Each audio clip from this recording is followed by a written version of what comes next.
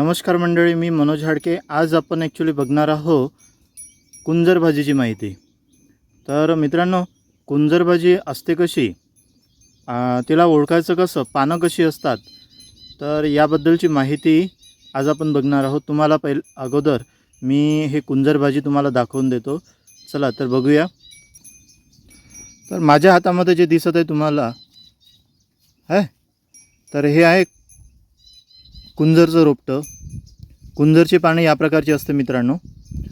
तर जेव्हाही केव्हा तुम्ही ॲक्च्युली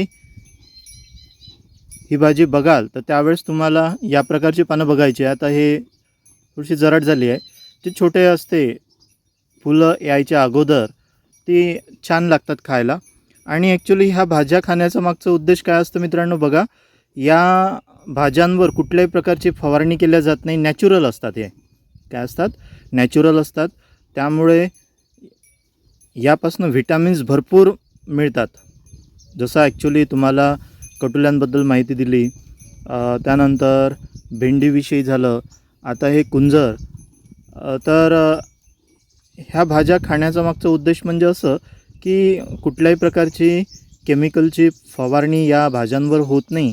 आणि ज्यावेळेस आपण समजा याला शिजवून बनवून जेव्हा खातो त्यावेळेस अतिशय पौष्टिक आणि चवदार ही भाजी लागतात। नक्कीच मोका जर आला ही भाजी खाण्याचा तर नक्कीच खा तुम्ही मित्रांनो। तर तुम्हाला ओळखण्यासाठी मी सांगितलं आहे की ॲक्च्युली कशा प्रकारची पानं असतात, या प्रकारची पानं असतात मित्रांनो। नक्की बघा आणि एकदा तरी जर चान्स आला तर एकदा तरी तुम्ही खाऊन बघा, छान भाजी लागतात।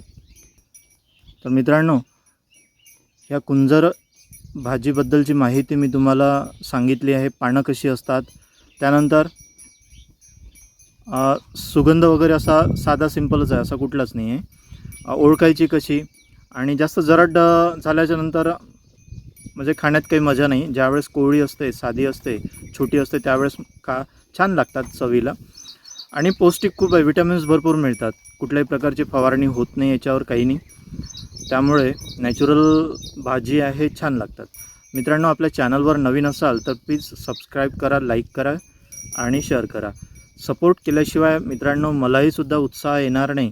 त्यामुळे असेच नवीन नवीन भाज्यांबद्दल माहिती तुम्हाला मिळण्यासाठी आपल्या बेल आयकॉनवर क्लिक करा आणि सबस्क्राईब बटनला नक्कीच क्लिक करा, सपोर्ट करा। ठीक आहे, थँक्यू।